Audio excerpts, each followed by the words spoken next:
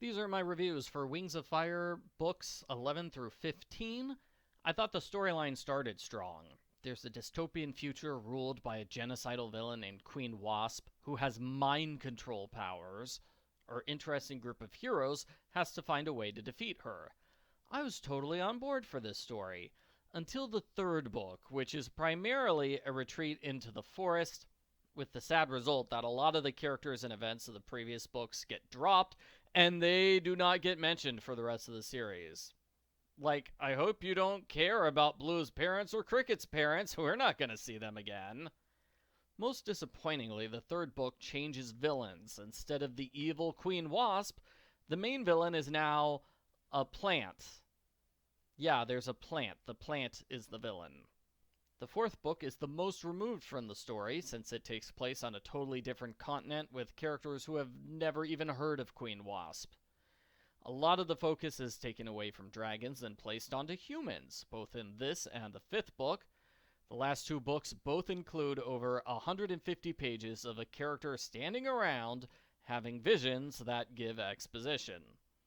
We're given a new main villain, who is better than a plant, but I still didn't like him. I really wanted the Queen Wasp storyline to be resolved.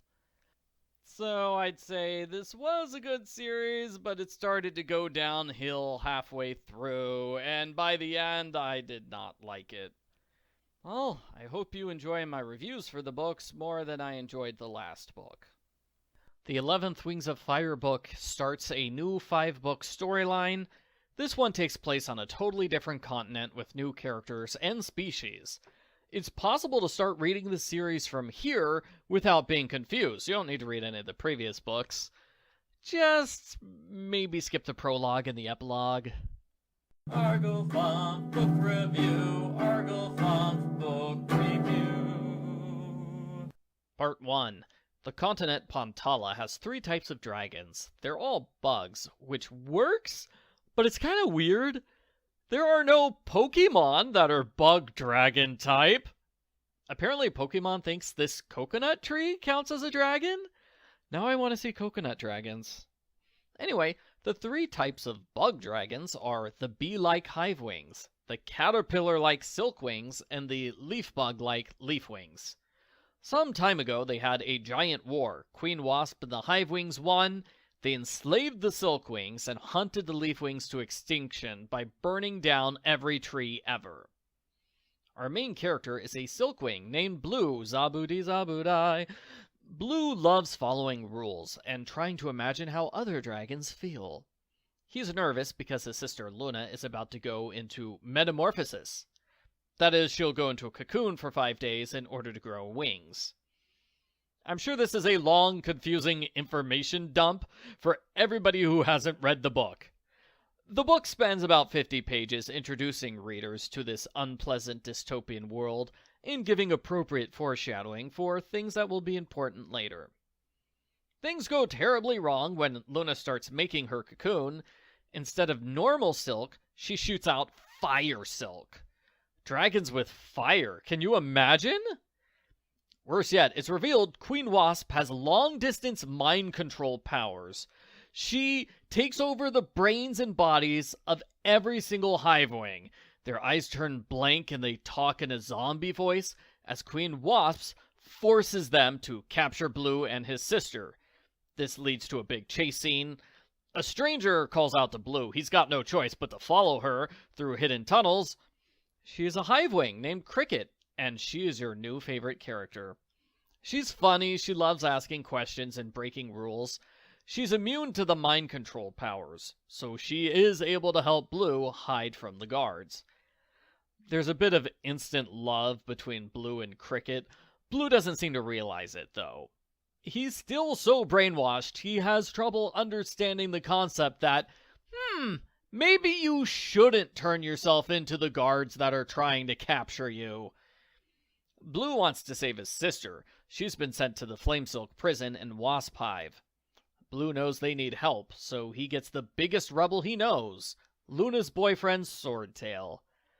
I'm sure someone takes Swordtail seriously, but he's most certainly the comedy relief character of the book. To be fair though, most of the characters in Wings of Fire are funny, it's not just him. Swordtail is paralyzed with nerve poison for fighting back against the guards. Cricket uses a plant antidote on him. It humorously backfires. He is now supercharged and can't focus and ready for action, and why can't he see colors anymore? This super stimulant gives him enough energy to carry Blue halfway across the continent. Part 2. When daylight comes, our three heroes hide in a giant underground hole that's conveniently located close to Wasp Hive. It's so large, the search patrols don't bother looking through it. Lazy guards? The entrance to the hive is well guarded. Our heroes decide to hide in a nearby greenhouse, only to discover 3 other rebels are already hiding inside. It's a trio of hostile Leafwings who are intent on restarting the war. The youngest and angriest Leafwing is Sundew. She's the last member of our ragtag team of heroes. The Leafwings promise to help save Luna in exchange for the Book of Clearsight. The Book of Clearsight is the tribe's most sacred artifact, which is filled with hundreds of predictions, going for thousands of years. It is heavily guarded. Only Queen Wasp and the Librarian are allowed to read it. The Librarian is the smartest, most honored dragon in the tribe. Just kidding! When our heroes steal the book, they discover it's a fake. Yeah, it's all a huge lie. Queen Wasp keeps the Librarian under permanent mind control to cover up her secret. There's a big action scene as Sundew and Cricket escape through a skylight, but Blue is captured. Part 3. I thought Blue would be taken to Queen Wasp directly, or at least he would be interrogated over his actions in the past few days. Nope. Nobody bothers to talk to Blue. They just throw him into a cave and forget about him. This cave is a work prison for flame silks. They're forced to make flame silk every day for the rest of their lives. Blue meets his father, Admiral. He is so brainwashed, he makes the Blue at the start of the book seem normal. Admiral spends all his free time writing letters that probably never get read. He would never dream of escaping. He loves it here. The other prisoners won't help Blue either. They're too busy fighting with each other over unimportant things that happened years ago. They don't matter anymore. We're told that there's a major shortage of flame silks. That's why Blue and Luna exist. Queen Wasp forced Admiral to father 2 children, so she could have more flame silks. That was the only time he's ever been outside of his prison.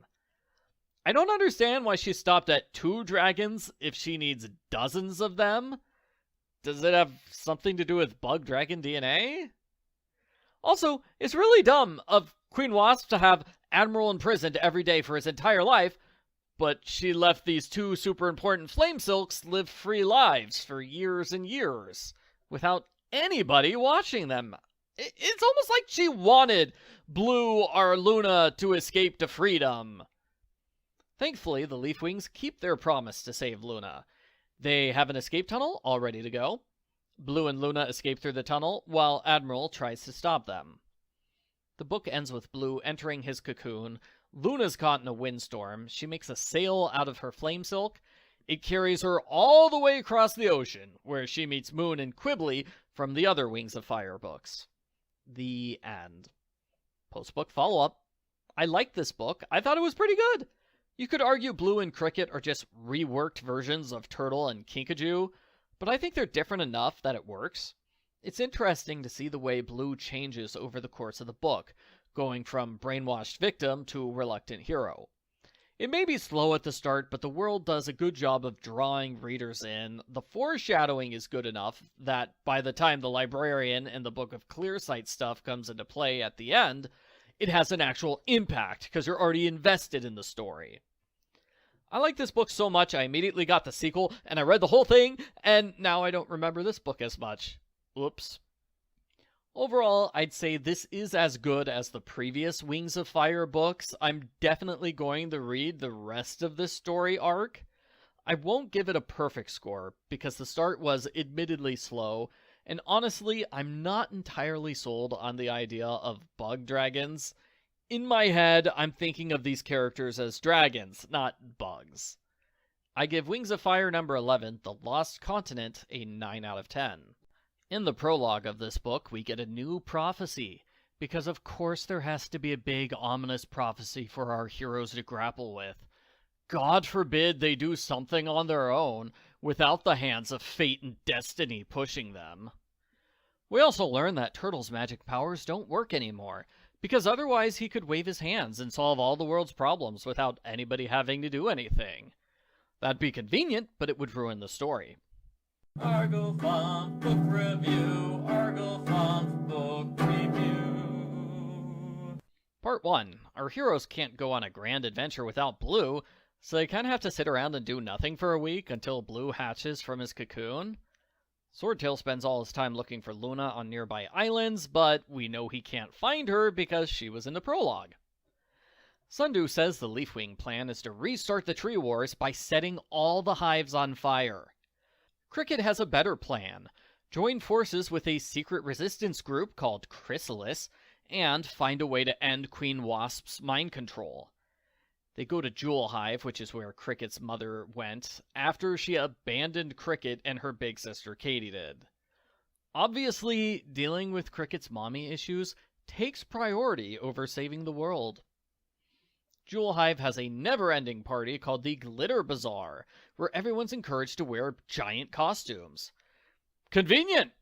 Our heroes steal costumes and sneak inside. They find a secret message saying Chrysalis is meeting in the library at midnight tonight. That was really easy, considering that our heroes are the 4 most wanted dragons in the world. I can't tell if they have astoundingly good luck, or if the security here is downright terrible. Cricket sees Katydid breaking into their mom's house. They talk briefly, just long enough for Katydid to indicate she knows a lot of life-changing secrets, such as the fact that Cricket was adopted. Katydid goes into hiding at the home of Lady Scarab, the elderly aunt of Queen Wasp. Part 2. Our heroes attend the Chrysalis meeting. Sadly, this secret resistance group is incredibly incompetent. Their most effective strategy is hide under blankets. It's hilarious, but they're not going to be much help. They almost get caught by guards, which is a blessing in disguise. It lets Cricket overhear the fact someone tipped off Queen Wasp about Katydid. I wonder who the anonymous tipster is and how they found that out. Luckily, there's a big block party going on outside of Lady Scarab's house. Dozens of dragons watch as Lady Scarab argues with Wasp's mind-controlled guards. Katydid surrenders and she's taken away, presumably to be rescued in a future book. Cricket's mostly by herself for the rest of the book. She talks to Lady Scarab. I know I say everyone in these books is funny, but Lady Scarab is extremely funny. She's a crotchety old lady who's not surprised to learn Wasp lied her way into becoming queen. She says Cricket's real parents are Katydid and someone named Malachite. She also says Wasp's mind control powers did not appear until after the war ended. Part 3. All this talk about truth and lies inspires Cricket to save the day with the power of graffiti. She puts rebellious messages on lots of buildings. Things like, Queen Wasp lied, and the Book of Clearsight never predicted the Tree Wars. She distributes several copies of the real Book of Clearsight, although she doesn't make too many of those because she has to make all the copies by hand. Too bad dragons don't have copy machines. The Hivewings are surprisingly open to the idea that Queen Wasp is a lying dictator. Either they hate the fact that she literally brainwashes them without warning, or they've always been secretly suspicious of the way Wasp says, "This book says I should be the queen, but it's a secret book, so nobody but me can read it." Cricket is captured and thrown into prison. She's interrogated by Lady Jewel and Lady Scarab. I'm not sure why Jewel brought her mother along when all her mother does is heckle everyone, but I'm glad she did. That interrogation was hilarious. Lady Jewel reveals Queen Wasp secretly visits the dragon nests twice a year. Nobody else is allowed there as she inspects the eggs. Cricket correctly guesses that's super important. Lady Jewel helps Cricket stage a jailbreak. Cricket hides in the nest area until Queen Wasp arrives. This is the first time we actually see Queen Wasp. Every other time we saw her, she was using mind control to talk through other dragons. Queen Wasp injects some kind of green liquid into the eggs. She marks the eggs when she's done. Each egg gets 2 injections before it hatches. That's how Wasp is able to mind control everyone. That also explains why Cricket is immune to the mind control. She's a secret baby, so her egg wasn't with the others when it should have been. Cricket takes an egg with her before returning to her friends. Yeah, why not become a mom now? Sure, yeah. The egg hatches.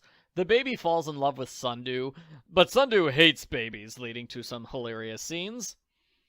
Sundew recognizes the mind control liquid as the plant that Queen Wasp grows in her forbidden greenhouse. They get some samples in the hopes of being able to find an antidote, then they burn down the greenhouse so Wasp won't be able to mind control anyone ever again. Sadly, Cricket and her friends were too late to stop the Leafwings from setting Bloodworm Hive on fire. In good news, though, Tsunami and Turtle arrive in the epilogue. Tsunami will definitely be able to save the world, while Turtle can watch her save the world. The end. Post-book follow-up. This was another fascinating book for the series, even though it's certainly not the first book to explore tragic backstory stemming from parental issues. Cricket makes for a good main character. I liked her in the last book, so I was excited to see a book from her point of view. There's definitely not as much action in this book as the previous one. The majority is Cricket sneaking around Jewel Hive, with a decent amount of world building. It's fortunate she keeps meeting people who are immune to Wasp's mind control, and who can tell her big secrets.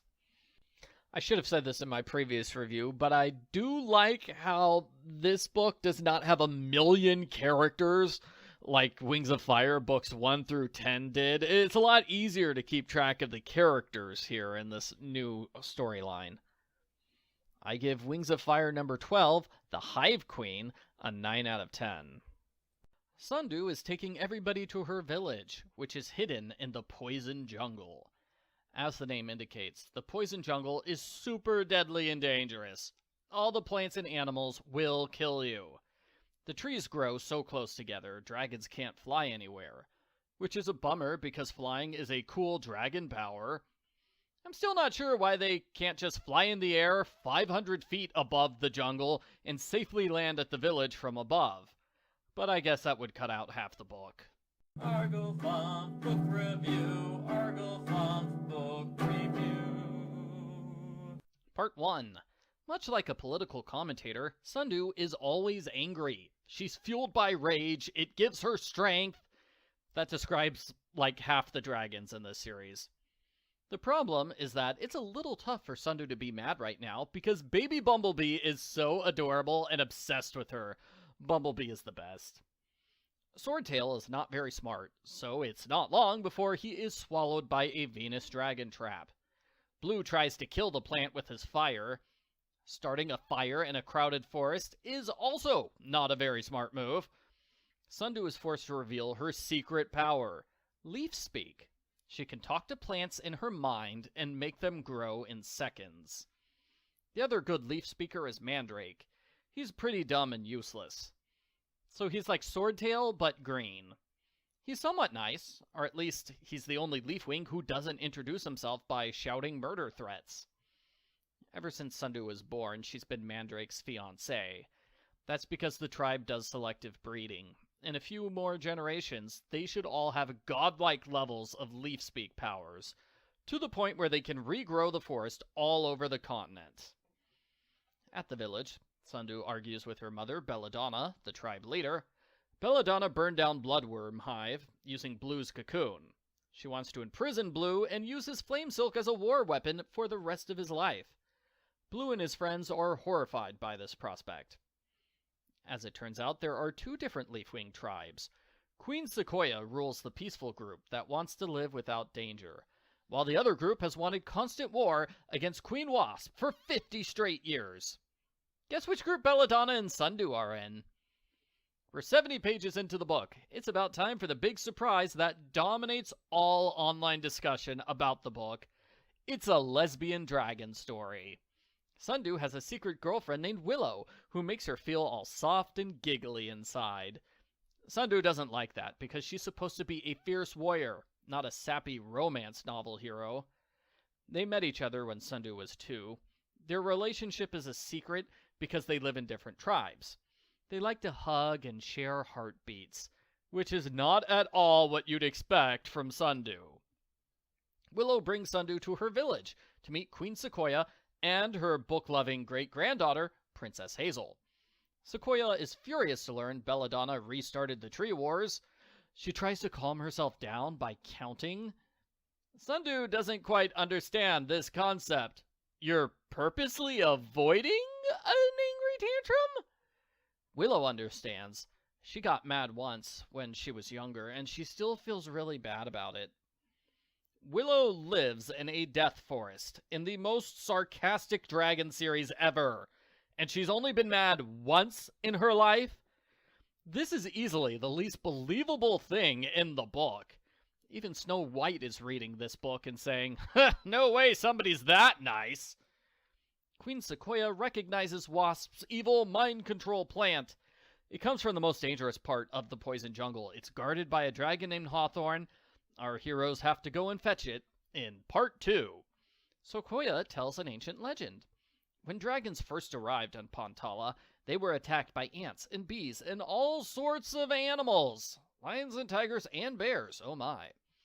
The animals were mind-controlled by a plant called the Breath of Evil. Don't worry, this story is thousands of years old, so it's probably not a threat anymore. Clearly, this ancient plant is what Queen Wasp is using to mind-control the Hivewings. I hope you liked wandering through the poison jungle earlier, because our heroes have to do it again for another few chapters. 2 of them are almost eaten by plants, but they manage to escape using Sundew's leaf speak. They finally find Hawthorne, who has mild mental health issues as a result of living alone for 50 years. He spent the time experimenting on the Breath of Evil plant. He tested it out on snakes and himself. The good news is that he has an antidote. The bad news is that the Leafwings are kind of evil. With Queen Sequoia's knowledge, Hawthorne tried to use the Breath of Evil to kill Queen Wasp at the start of the Tree Wars. This obviously backfired because she stole it and used it to conquer half the continent. Our heroes return to the village. They capture a mind-controlled Hivewing and test out the antidote on him. It works perfectly! This will surely bring an end to Queen Wasp's mind control. Part 3. The plan is to use Leaf Speak to grow a huge amount of the antidote, then burn it. When the dragons smell it, they'll be cured. Obviously, the plan does not work because the story continues for another 500 pages after this. Before everything goes wrong, the book wraps up the forbidden romance subplot. Cricket, Nettle, and Mandrake all give their wholehearted approval of Sundew's relationship with Willow. They are more than happy to have Sundew leave her arranged marriage. They're also positive about it. You kind of have to wonder why their relationship was a secret in the first place. Sundew grows the antidote, only to discover it's a fake. There never was an antidote. This was all a trick to grow as much Breath of Evil as possible. Something called Other Mind has controlled the Breath of Evil all along. Now the Other Mind has control of Blue and Swordtail and Queen Sequoia, who never appears again in this series. Good to know. Our heroes escape by killing Hawthorne. They lead a big retreat with the Leafwings that aren't part of the battle, and the hundreds of Silkwings in the Chrysalis. It's good to see their secret liberation group is more than just the 3 bozos we saw in the last book. Conveniently, when everybody needs to escape, Hazel discovers a secret map hidden in the Book of Clearsight. Now they can travel across the ocean and reach Pyria. In the epilogue, Queen Snowfall of the Icewings is furious to learn animus magic doesn't work anymore, so she can't use magic to solve all of her problems. The end. Post-book follow-up.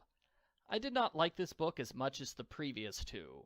There's too much wandering through the poison jungle for my tastes, and having them spend the whole book in an isolated location meant the main story didn't move forward much, because they couldn't interact with anybody from the last 2 books. I'm not sure I like how Othermind replaces Queen Wasp as the big bad villain of the story. Wasp has been a pretty threatening, powerful enemy, and now she's playing second fiddle to a talking plant?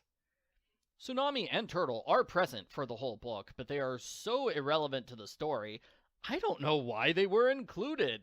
Is it just they needed somebody to help guide them back to Pyria at the end of the book? As for Willow, she's an okay love interest for Sundu.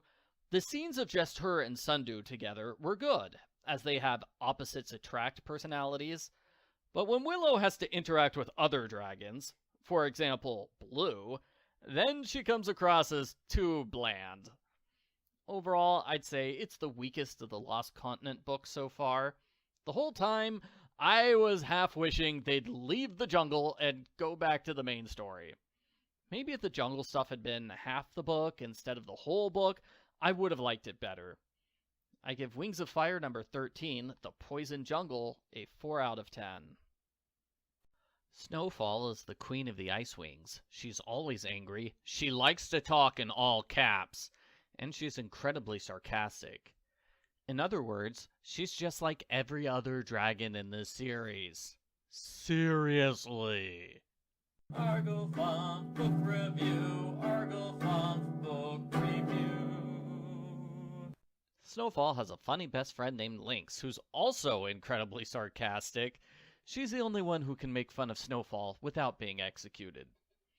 I thought Queen Snowfall has legitimate reasons for being paranoid and insecure, which the end of the book completely undercuts. Everybody wishes that her older sister Crystal had been made the queen. Snowfall knows this, thanks to Book 10's telepathy incident. She got to hear almost everybody in the kingdom think, she's too young, she's incompetent, she's gonna get us all killed. It's like reading YouTube comments. Not great for the old morale. The Ice Wings spotted the 100 Pantalan refugees approaching them. Since Snowfall doesn't know Pantala exists, she thinks this is an invading force. She gets magic artifacts from the Forbidden Treasury. One gives you super strength, one turns things invisible, and the last is a ring that has the gift of vision. Snowfall thinks, great, this will give me good eyesight. That was really dumb of her. Maybe she is too young to be the queen. Snowfall confronts the intruders. Her discussion with Queen Hazel goes poorly, although Hazel doesn't seem to think so. For the rest of the book, Hazel wants to hang out with Snowfall and make teenager queen best friend bracelets. It's decided the refugees can live in Sanctuary temporarily. At this point, Snowfall starts having dream visions of the Pantala dragons. They basically take over the book. She has about 6 of them. There's one of dragons fleeing Pantala, one of Jewel Hive being evacuated, one of Blue. Hey, it's nice to see him again. I'm not sure how to feel about the dream visions. They are interesting, yes, but it is annoying to read dozens of pages in all italics. It also makes me question why this book takes place in Pyria, when all the interesting stuff is happening back on the Bug Continent. Snowfall finds her missing older sister. It turns out Crystal ran away to marry a Mudwing, not because she has secret plans to take over the throne. Snowfall participates in a council with all of the Dragon Queens. The book takes a weird turn about 2/3 of the way through. Snowfall meets a dragon named Sky. He's enthusiastic and extremely weird. As in, he acts like he's never talked to another dragon before. Ever. Because he was raised by humans. Surprise! Humans can talk to dragons now! It looks like the humans are totally going to take over the entire story of the next book. Snowfall has a vision of 2 humans near an abyss. Everybody agrees, whoop, we've got to get Sky's human friend to meet those humans on the Bug Continent. They form a stealth team with 1 dragon from each tribe to escort her there. Also, the queens agree to make it illegal for dragons to eat humans. Dragons are so good at following rules, I'm sure this plan will work. Snowfall has a long vision. This story keeps getting hijacked, first by the visions, then by the humans, and now by the story of Jerboa. You wanted to hear her entire life story, right? She's definitely not a character I forgot about. Jerboa was born 1,000 years ago. She used magic to make herself a daughter named Boa. As the centuries passed, Jerboa lost all sense of right and wrong. She openly used magic to manipulate her daughter's mind and personality. It's a really nasty segment. Boa eventually finds a way to give herself magic powers and stop her mother for good. Boa is the reason that magic doesn't work anymore. She casts a spell which irreversibly destroys the powers of all Animus dragons. I noticed her spell only applies to the 4 current Animus dragons. Any dragons born after the spell can still have magic powers. So clearly, Turtle is going to have lots and lots of kids in the next book to refill the world's supply of magic dragons. But seriously, I think the series got rid of magic because it was too powerful and it would stop Queen Wasp in less than a minute. There needs to be some reason why our heroes can't defeat the big bad villain that easily. I still think there's a lot of potential with Mighty Claus's ability to make anything come to life by drawing it. Maybe he could draw a way to make magic return, if needed. Anyway, Snowfall is now finished with all of her visions. She has learned her lesson. She's a new, kind, compassionate queen instead of an angry paranoiac. As it turns out, some of Snowfall's problems were not her fault. When she returns home, she realizes that the Icewing crown was cursed to make the queen paranoid about Nightwings. Snowfall gets rid of the crown, the ice wall, and the Icewing ranking system. The end. Post-book follow-up. I wasn't a fan of this book. It feels a lot like filler. Despite containing several scenes which happen on Pantala, the book is too far removed from the Pantala storyline, to the point where I kept wondering, why is this part of the Pantala story? I think part of the problem is that Queen Snowfall felt like a random choice for a main character. I didn't even remember she existed. That's how unimportant she was in previous books. She has zero connection to the Hivewings. She's never even heard of them before. She's a surprisingly inactive protagonist. She doesn't really have an effect on the storyline. And you could argue, well, her personality change is the story. Yeah, but even in that story, the magic ring pushes her into a complete personality change against her will. Yeah, it was nice to see her change from a mean dragon to a nice dragon, but I thought the magic change happened a bit too quickly, and it felt like a bit of a cop-out at the end to say, oh no, she was nice all along. It was the crown to blame for her earlier mean actions. The story with Jerboa was interesting, but maybe it should have been released as a standalone story, because it doesn't really fit in this book. Even though Snowfall knows Jerboa, it still seems way out of place to interrupt Snowfall's big book with a 50-page segment detailing the entire life story of a tertiary character. The story with Sky and the humans felt equally out of place, and I am confused by how everybody is talking about the human abyss like this is common knowledge that has been in every book so far. The internet tells me there was a 500-page book about Sky and the humans, which came out between book 13 and this one. Maybe if I had read that book, the human stuff wouldn't seem so out of place. Overall, I would recommend reading this book at least once if you're reading the entire series. It does have some good elements to it, but at the end of the day, I think it's a placeholder entry in the series with almost no action, which barely affects the ongoing storyline, and which stars a character which probably didn't need her own book. I give Wings of Fire number 14, The Dangerous Gift, a 3 out of 10. At the end of the last book, it was decided our heroes would form a group of 10 dragons to save the world. Each tribe contributes 1 dragon, and I am sure that fans of the series have strong disagreements about which 10 dragons should have been picked for the mission. Like, an unknown Mudwing instead of Clay? Terrible choice. Lynx is great and all, but if Snowfall had been the Icewing dragon, then it actually would have made sense they dedicated all of last book to her. And of course, Peril should have been part of the mission. She would have killed all the enemies so quickly, this book would be a third as long. Argofont Book Review. Argofont Book Review. Prologue. The Abyss is demanding to have a dragon brought to it. The humans are confused by this demand. Number 1, how are they supposed to capture a dragon? They're giant. Number 2, which dragon? There's lots of dragons. It's pretty hilarious 200 pages later when the villain is all, "Arg! I wanted Sundew! Why did you bring me Luna? She's useless!" Part 1. Luna hates injustice. She wants to change the world without hurting anyone. That means she won't use her flame silk as anything other than a torch. Sure, let's have her completely ignore the one thing that makes her unique and important. She also likes to think about tapestries. Luna uses a dream visitor to communicate with her boyfriend, Swordtail. We learn how Swordtail and Luna first met and fell in love. It's sweet.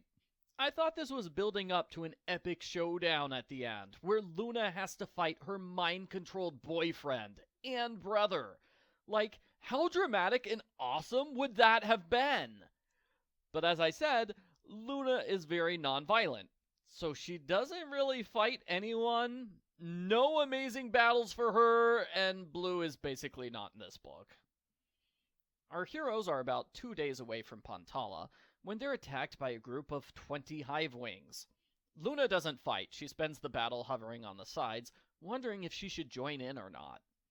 Luna gets away with doing nothing, because early on, Sundew uses magic to turn most of the characters invisible. That isn't good enough to help win the battle. Moon, Quibbly, Tsunami, and Pineapple are all captured. Lynx and Sundew leave to help rescue them. All of these characters are gone for the rest of the book. That was a huge disappointment for me. Why bring back so many heroes from previous books if they're all going to get sidelined at the very start? I thought the whole point of Book 14 was assembling this Fellowship of the Rings. Fellowship of Dragons. It feels kind of pointless when our heroes spend a whole book getting reinforcements, and those reinforcements go bye-bye right away. Like, we totally could have skipped that. Luna and the remaining dragons wait in caves for several days until the invisibility spell turns off for unexplained reasons. They meet a human named Axolotl, who is introduced with they-them pronouns. I'm pretty sure that does not match the time period where the story takes place. Then again, who knows when these books take place? Because we are introduced to an alternate history. Humans ruled the world until 5,000 years ago. Humans did something to upset the dragons, resulting in a massive dragon attack. That's when dragons took over the world. All the humans went into hiding underground. In the underground caves, our heroes meet the Leafwing and Silkwing refugees from previous books. Luna becomes attached to a dragonette named Dusky. The humans from the prologue capture Dusky and throw him into the abyss. Part 2. Luna dives into the abyss. At the bottom is a decaying throne room, which is home to the real villain of this arc. Just like with the first Warrior Cat series, I don't think it was a good idea to introduce a new main villain 90% of the way through. Readers are naturally going to be more interested in Queen Wasp, who has been the villain since the beginning, rather than this brand new villain. I probably would have liked the villain more if he was introduced another way. He's introduced with a 50-page interlude where we see his entire backstory from start to finish.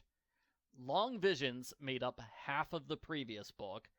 I quickly soured on this book upon learning half of it is also Long Visions. The villain is a bro named Cottonmouth. Where did you come from? Where did you go? Where did you come from, Cottonmouth bro? Cottonmouth is to blame for the dragons trying to kill all humans. He stole a lot of dragon eggs and subjected the babies to cruel tortures in an attempt to control them. It's like How to Train Your Dragon, but awful. He escaped to this continent where he and a dragon named Lizard somehow melded together with the Breath of Evil plant root. The three of them are stuck together forever now. For the entire series, Cottonmouth has been using this plant to mind control everybody and take over the world. As for Lizard, she was a baby when all this happened. So for thousands of years, all she's done is sit in place and make fun of Cottonmouth. That's another problem with the book, since Cottonmouth is constantly being heckled by Lizard. He comes across as a joke, not a serious threat. Cottonmouth gives everybody a vision of Queen Wasp questioning the captives. Moon is not one of the captives, even though she was quite clearly captured. I don't know what happened to her. Lizard agrees to help Luna's friends escape in exchange for seeing her memories.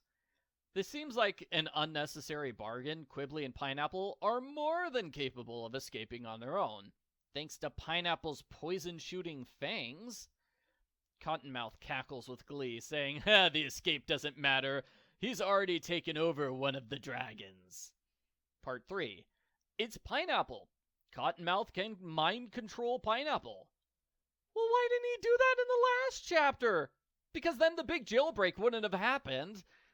Cottonmouth as Pineapple tries to manipulate the other dragons into bringing Sundew to the abyss. Meanwhile, Luna, Dusky, and Pineapple share their memories with Lizard. Lizard is disgusted by how nice and lovey-dovey they are. Lizard thought dragons are supposed to be vicious and mean. Moon returns to the group. Thanks to her mind-reading powers, all the other dragons can share their nice memories. Luna also gives hugs. That's right. They defeat the big villain of the book with the power of hugs. Lizard has a change of heart and says, if you cut the vine, that will destroy it. This is tough to do because Luna has to maneuver around the throne room. When she can't see it, she's still seeing a vision of Pineapple. Luna cuts the vine with her flame silk, which kills Cottonmouth. Lizard gets a separate dramatic death scene, where she's renamed Freedom and sacrifices herself for the good of the world. We get a happy ending where the forests are back, Queen Wasp was arrested off-screen, and Luna gets to make tapestries again. Our heroes eagerly anticipate a new world where dragons and humans live together in harmony. The end.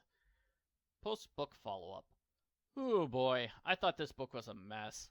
The twist villain was bad, especially because it means we get 150 pages of Luna standing in place, passively watching visions of other dragons. I honestly think the book would have been better with Pineapple as the main character. Yeah, that would be a random choice, but he is there, where all the action happens. Luna is not. Quibbly and Tsunami would also have been good choices for the main character. I like the first half of the book more than the second half, but I didn't like the first half that much. Luna mostly hides in caves and meets humans. The focus on humans is, I fear, a problem that was inherited from the previous book. If this storyline had stuck with focusing on dragons and keeping Queen Wasp as the main villain, I would have liked it better.